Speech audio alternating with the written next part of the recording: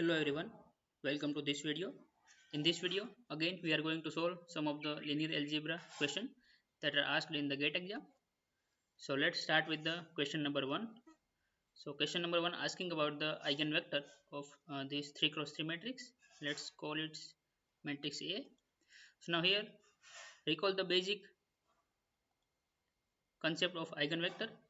If suppose I have any matrix A and if I am multiplying this matrix with any of its eigenvector, then in the output after multiplication what I am getting the same vector which is multiplying with this matrix A, but the magnitude here on the right hand side is different than this initial vector.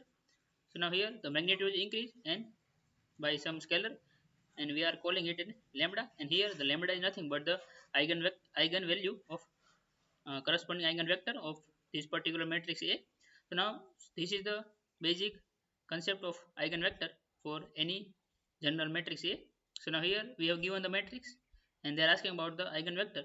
So now we can also find the eigenvector by the conventional method, finding the characteristic equation and finding the value of lambda, and then for any particular eigenvector we are getting the particular eigenvector.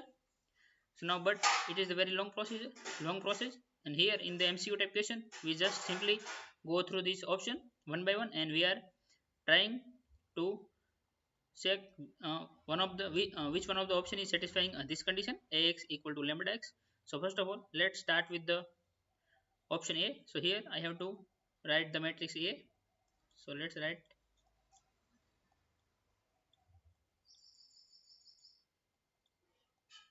and now here in the multiplication, I have to multiply the vector which is given in the option A. So now let's do the multiplication.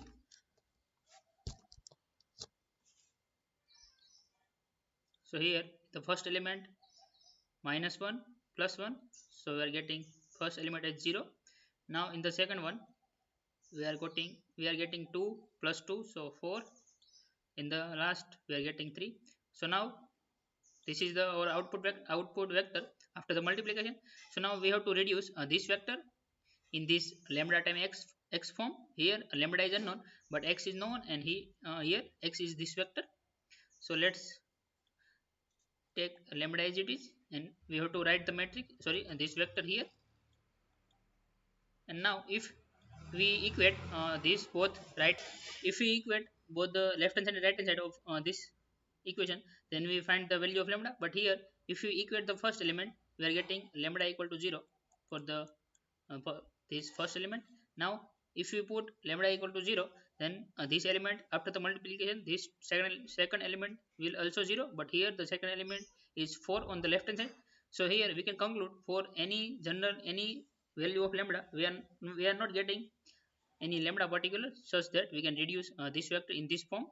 So we cannot find any such scalar to represent this 0 4 3 vector in this lambda times -1 1 1 vector form. So we can say this particular vector -1 1 1, it is the not corresponding eigenvector of this matrix A. So option A will not the correct eigenvector of this matrix. So now let's move to the option B. Again let's write the matrix as it is.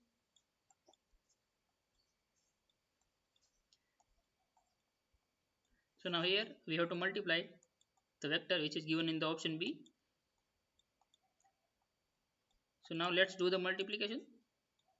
So here in the first entry we are getting 3. In the second entry 2 multiply with 2, so 4 plus 2, so 6. In the third one we are getting 3. So now again let's try to find out some scalar lambda here, and here we have to represent this vector in this lambda time x, and here the x is this vector, so 1 2 1. So now you can easily recall from here that the value of lambda here is 3. If you put lambda equal to 3, then this vector will convert it the same as this one. So here this scalar lambda has a value of 3. So now we can say option B contains the correct eigenvector of this 3 cross 3 matrix, and the corresponding eigenvalue for this eigenvector is 3. So now option B is the correct eigenvector for this matrix A. So now you may also check for the option C and D for more clarity. So let's first of all do for C. So write the matrix A as it is here, and we have to multiply this matrix with vector given in the option C. So now let's do the multiplication. So here in the first entry we are getting 3, in the second one 2 minus 2, so again we are getting 0 here, and here we are getting minus 3. So now again if we try to find out some scalar, we are not sure here that we are finding some we are getting some scalar or not. So let's try to find out. So now again you can see from this condition that we are not getting any such scalar to represent this vector 3 0 minus 3 equal to lambda times this initial one, which is 2 1 minus 1. So we can again say this condition is not going to hold for any lambda. So again C is not correct eigenvector. Now in the same way you can also check for the option D. So the only option B is satisfying this condition. So we can say option B contains the correct eigenvector of this 3 cross 3 matrix. Let's move to the second question. Okay, now question 2 says for a set of equation. Okay, we have given two equation and they have four unknown x1, x2, x3 and x4, and only we have two equation. So we have more variable than the number of equation. So they are asking about the which of the following statement is true. So statement A says there are no solution. Option B says a unique and a non-trivial solution exists. Option C says only trivial solution, which is corresponding to all the variable equal to 0 exist. And D says multiple non-trivial solution exists. So first of all, to find out the which one of the correct statement, we have to represent this equation in the matrix form, which is Ax equal to B, and here A is our coefficient matrix. A is coefficient matrix, and here X is our variable vector, which are particularly in this question are given in the x1, x2, x3 and x4. And here B is the this right hand side of these two equation. So first of all let's write in this matrix notation.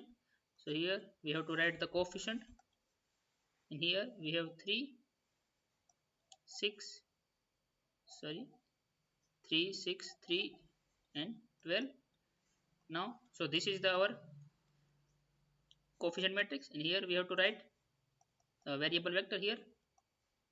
So we can say x1, x2, x3 and x4, and on the right hand side we have to write the this right hand side of equation in this column form. So 2 and 6. So now what we have to do next is just simply we have to form the augmented matrix, and we just bring this column here very near to this coefficient matrix to reduce this matrix. So first of all let's form an augmented matrix. So now the coefficient matrix will remain as it is.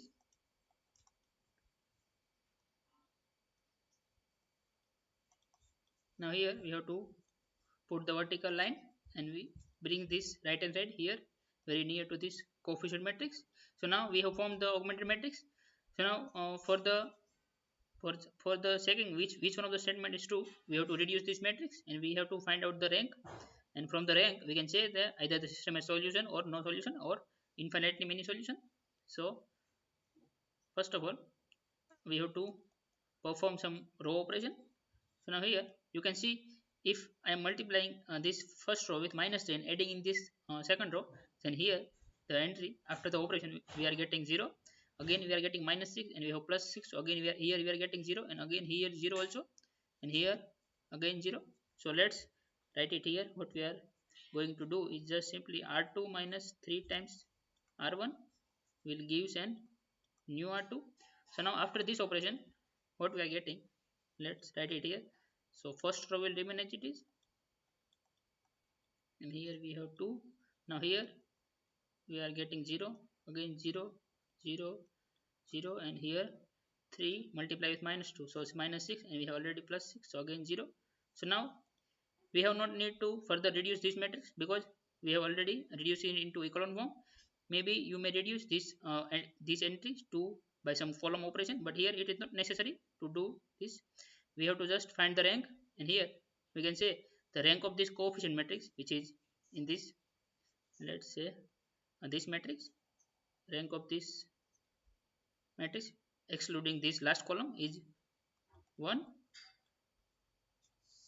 and the rank of this whole augmented matrix with considering this last column also, and we are calling it an augmented matrix, it is also 1. So the rank of coefficient and augmented matrix are both equal, so we can say these both rows are equal, then the system has solution. But now here we are not sure that system has a unique solution or infinitely solution. For that we have to use another property. Property says that if the rank of any particular matrix is less than number of unknown, then we have infinitely many solutions. So here the number of unknown we have are 4 in terms of x1, x2, x3 and x4. So number of unknown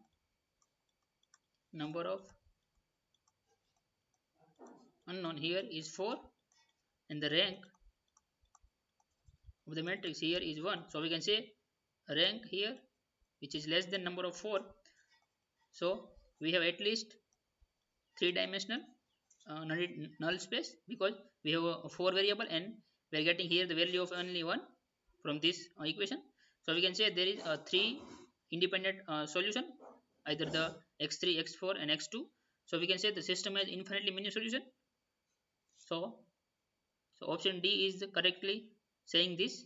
So now what option say? D says the multiple non-trivial solution exists. Yes, it is the correct. We are getting the infinite number of solution, which is multiple solution, and they are non-trivial because the trivial solution, which is corresponding to all the values are 0, are not satisfying this equation, neither this equation. So the only option D is the correct statement. Option A is not also not correct because it is say that there are no solution. Option B says a unique non-trivial solution. No, option B is also wrong because we are not getting unique solution. We are getting non-trivial solution but not unique solution. And option C says the only a trivial solution exists.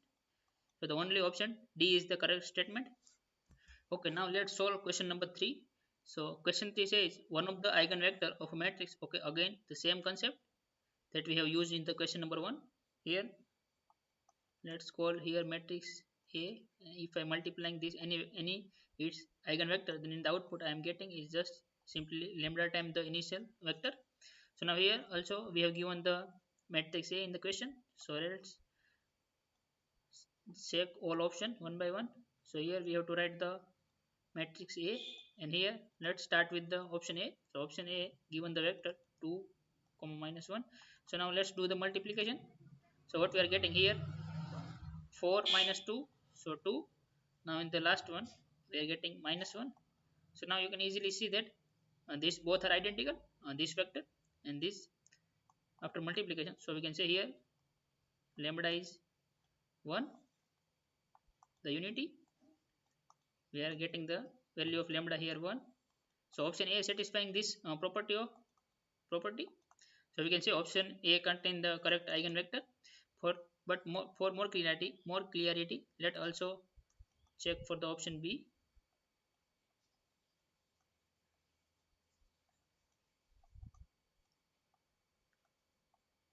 So now let's do the multiplication. So here I am getting 6 and here 5.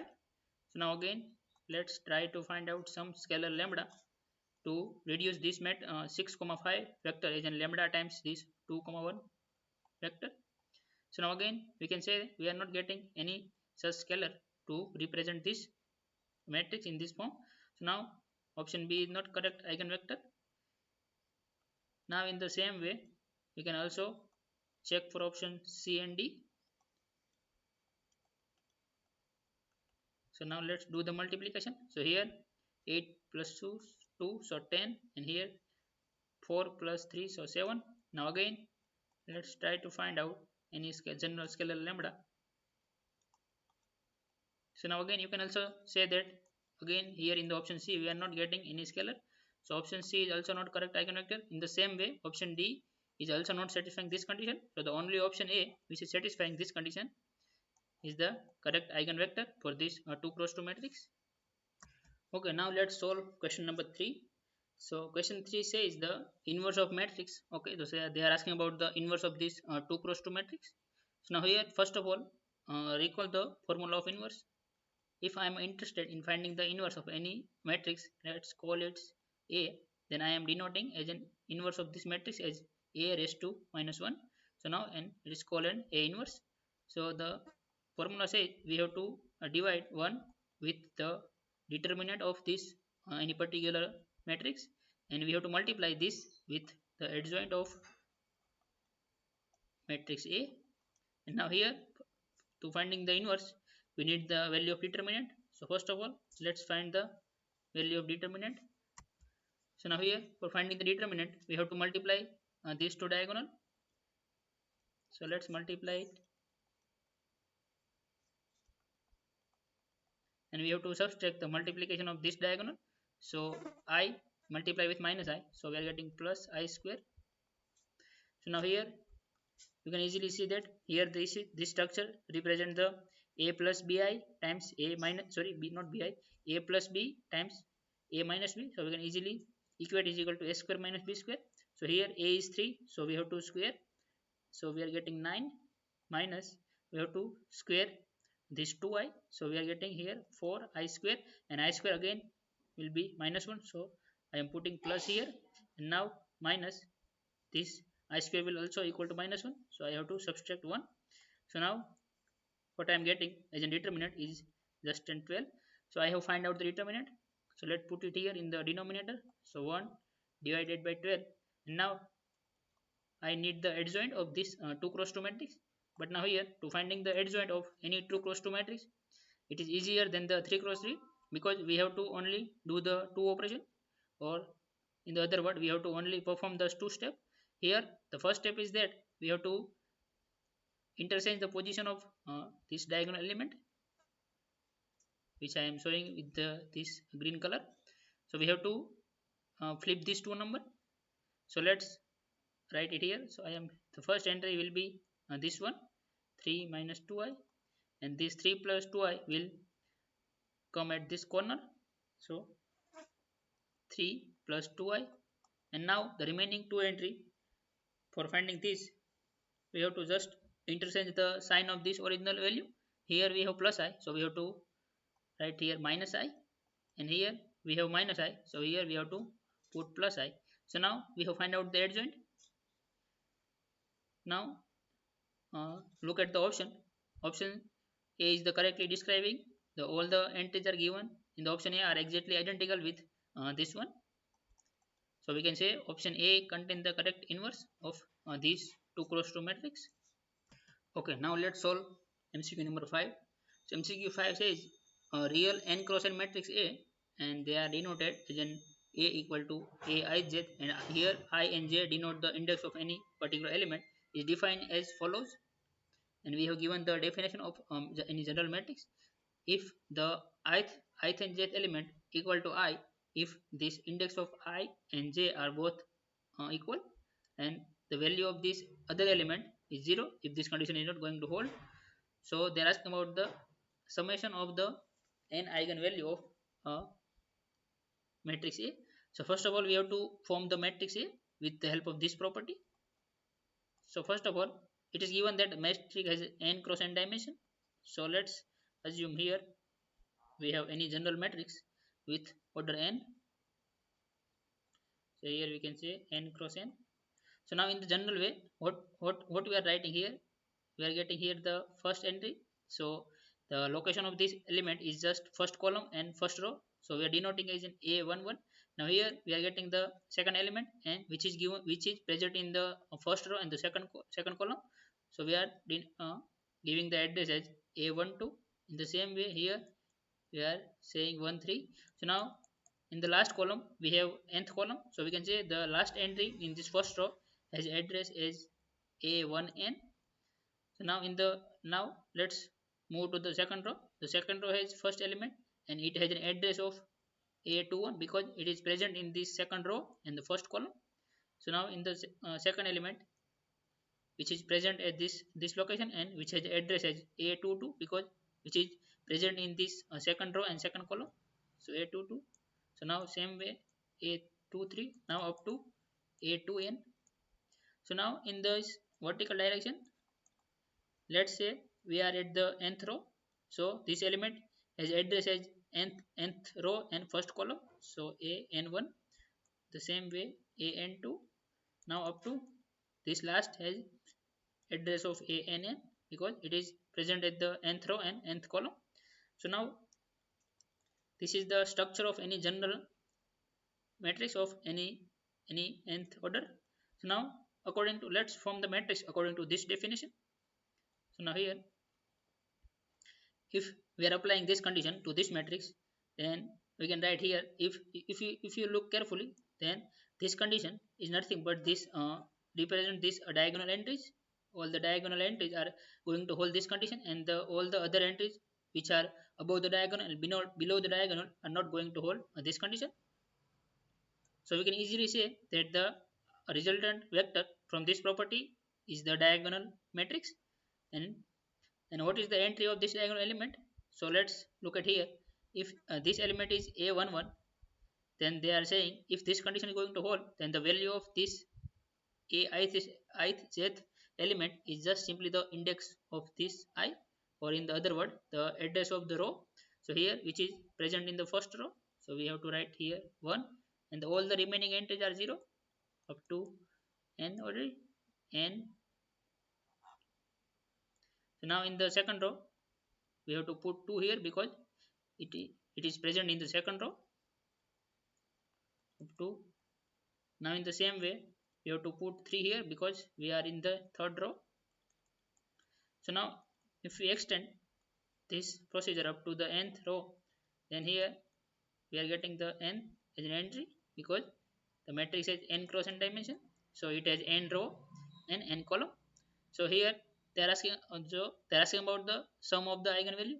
So now we have to use the property of eigenvalue, which tells that if we are adding the all the eigenvalue of any particular matrix, then it is nothing but the trace of any uh, trace of this particular matrix.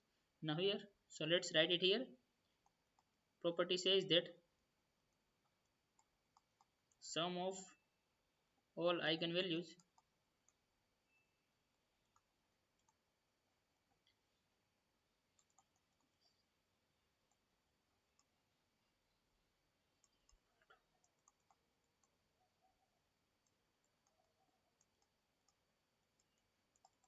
trace of matrix, and here the trace is nothing but the sum of this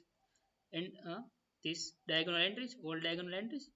So now we can say the summation of all the eigenvalue is just the sum of this diagonal element, and here the diagonal element are 1 plus 2 plus 3 plus up to n, and here n is any number, any natural number. So now you can recall it is nothing but this the sum of the first n natural number, and which is given by the formula n times n plus 1 by 2. So now option C contain the correct sum of all the eigenvalue for this kind of matrix. So option C contain the correct answer. Okay, now let's solve question number 6. Again, question 6 asking about the inverse of this 2 cross 2 matrix. So now again, let's write the formula here. Let's call it matrix A. So now here we have to divide with the determinant, and we have to multiply it with adjoint of this 2 cross 2 matrix. So first of all, let's find again the determinant.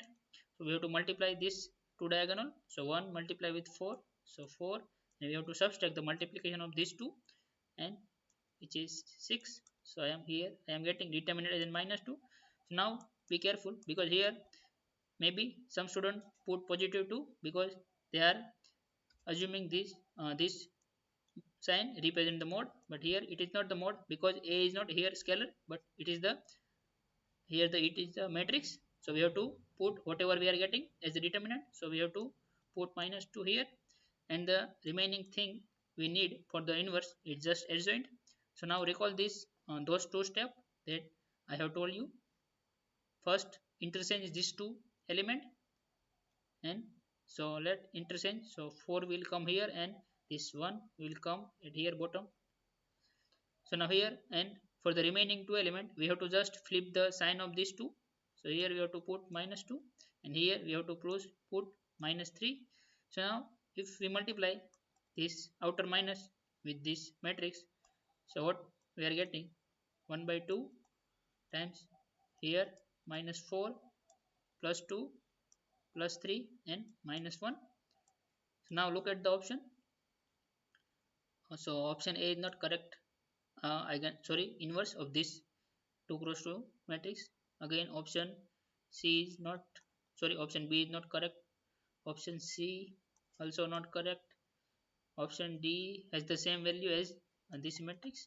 So you can say option D contain the correct inverse of this 2 cross 2 matrix. Okay, now let's solve question number 7. Question 7 says if we have given a vector and it is given that this vector is an eigenvector of this particular matrix. So they are asking about the eigenvalue which is corresponding to this eigenvector. So the same concept that we have used in this uh, video in the first question. So here, if I am multiplying any matrix with its eigenvector, then in the after multiplication I am getting the same vector with multiplied with some scalar, and here the scalar is nothing but the eigenvalue, and that we have to need to find in this question. So we have given the matrix A, we have also given this vector x, so we can easily find this scalar lambda. So let write here first of all this matrix A which has entry 1 minus 1 0 minus 1 2 minus 1 0 minus 1 and 1. So now let's multiply this matrix with this vector. So now let's do the multiplication. So now here this 1 multiplied with this one, so we are getting 1. Here we are getting 0 and again 0. So only first entry is 1. Now in the second entry again -1 0 plus 1, so 0. In the last one here first 0 multiplied with 1, so 0. Again here 0 and here -1. So now you can easily see that it is the same vector.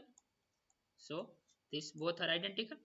So we can say here the scalar is nothing but just unity, which is 1.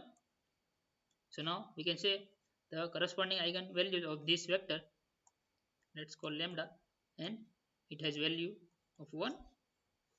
So we can say the eigenvalue of this, one of the eigenvalue of this matrix has value of 1. So option C is the correct choice for this question. Okay, now let's solve question number 8. So question 8 says a value of q for which the set of linear algebraic equation has a non-trivial solution. So now first of all look at this two equation. So here you can see the right hand side of this equation are 0. So we can say this those two equation are nothing but the homogeneous equation. So now if we represent, if we write this equation in this matrix notation, so ax equal to 0 because they are homogeneous. So on the right hand side we have a 0 vector. So now if this kind of system, or in the other word homogeneous system, is always consistent, if you put the all the value of this variable as in 0, then you are getting the right hand side which is 0. So the system is always consistent, but sometime what happen, the system may has infinitely solution. So first, so if for any general system of linear equation, if we equate the determinant of coefficient matrix equal to 0, then the two possibility will emerge. So first possibility is this, that this set of linear equation has no solution. So first possibility is that we are getting no solution if the determinant equal to 0 of any coefficient matrix. So this is the first condition, and the second condition says that either we have infinite solution,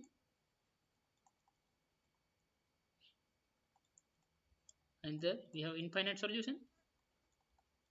But now here the system is homogeneous.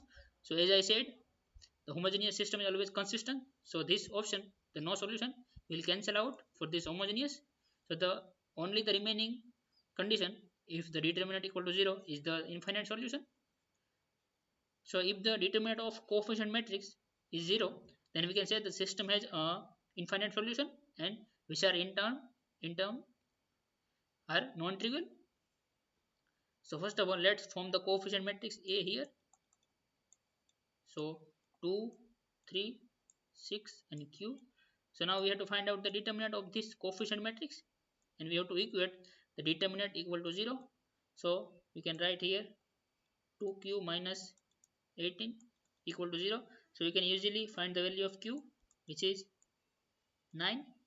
If the unknown Q here take the value of 9, then the system has infinite solution, and which are non-trivial. That means the value of x and y are not simultaneously 0. So it is the non-trivial solution. So the value of Q here is the 9. Okay, now let's solve question number 9. So question 9 says the system of equation given below has, okay, so they are asking about the solution of these three equations. Either this system has two solutions, no solution, a unique solution, or more than two solutions. So first of all, we have to need to form the augmented matrix. So let's do it here. So here we have to write the coefficient matrix.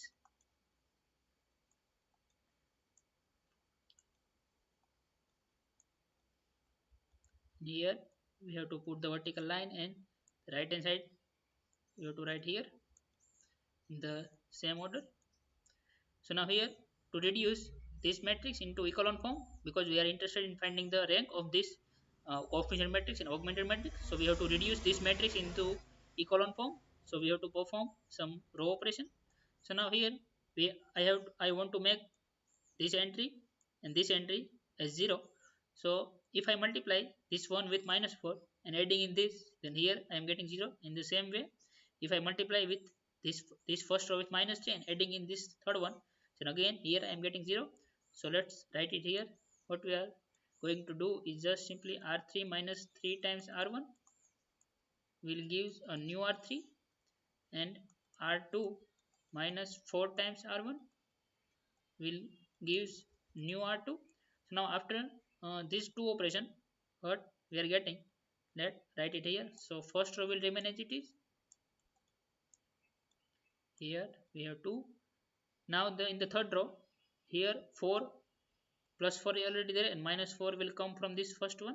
So here we are getting 0. So now here we are getting minus 8 from this first row, and plus 3 is here, so we are getting minus 5. Now in this entry, here we are getting minus 60, and here we have plus 1, so we are getting minus 15. Now here we are getting minus 8, and we have already plus 5, so we can see we got minus 3. Now in the last row, here again we are getting 0, and here we are getting minus 6, because we are multiplying with this first row with minus 3, and we are adding in this. So here we are getting minus 2. So now here minus 12 plus 3, so minus 9. Now here minus 6 plus 1, so minus 5. So now further we have to reduce this entry as 0 to reduce this matrix into echelon form. So we have to further apply one or two more row operation. So first of all, let divide this second row with 5 to make this element, sorry, minus 5 to make this element as 1. So let's r2 divided by minus 5 will be new r2. So now after this operation, what we are getting is just simply the first row will remain as it is. Now here in the second row, here is 1, here plus 3, and here plus 3 by 5, and let's write third row as it is.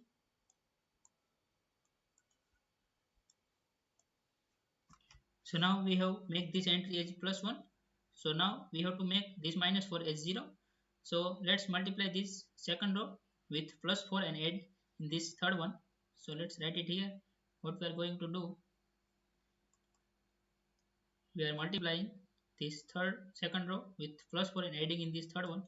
So R3 plus 4 times R2 gives new R3.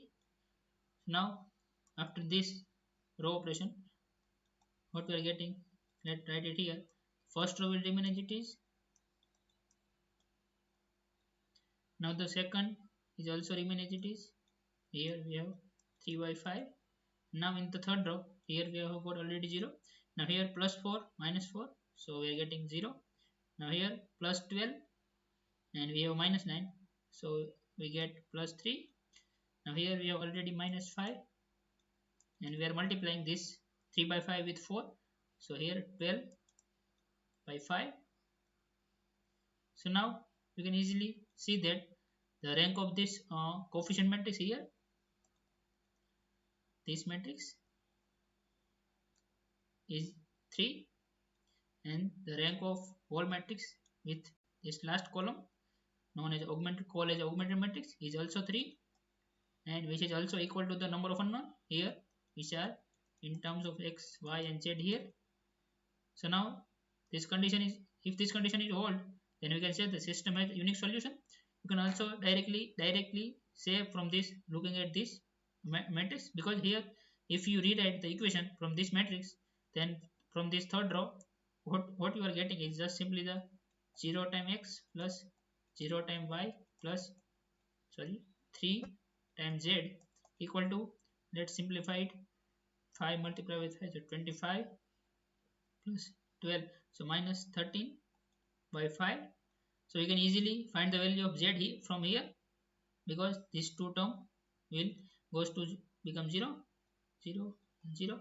So you can easily find the value of here, value of z. So now in the, from this second row, you have already got the value of z, so you can find the value of y, and from this first row you can calculate the value of x. And this procedure is called as a back substitution, because we are going from this bottom to up, so we are back substituting the value of variable z and y, and we are getting the another unknown value. So the system has a unique solution because this condition is hold in this case. So the system has a unique solution. So option C is the correct statement about this three equation. Okay, let's solve last question of this video. So now question number 10 says, for a matrix A satisfying the equation given below, the eigenvalues are, okay, so we have given one equation and here A is unknown. So they are asking about the eigenvalue of this matrix A here. But here the problem is that we are not know the values of A here. But in other words, here A is unknown. So we have to use some property to find out the eigenvalue. So now if I am finding the determinant of multiplication of these uh, two matrix, then I can equate this determinant equal to the individual determinant which are multiplied together. So we can equate this determinant equal to determinant of A multiplied with determinant of B. So simply we are separating these two determinant and individually we are multiplying. So the multiplication is exactly same as the determinant of this matrix after the multiplication of these two here A and B. So now let's apply the determinant to left hand side and right hand side of this equation.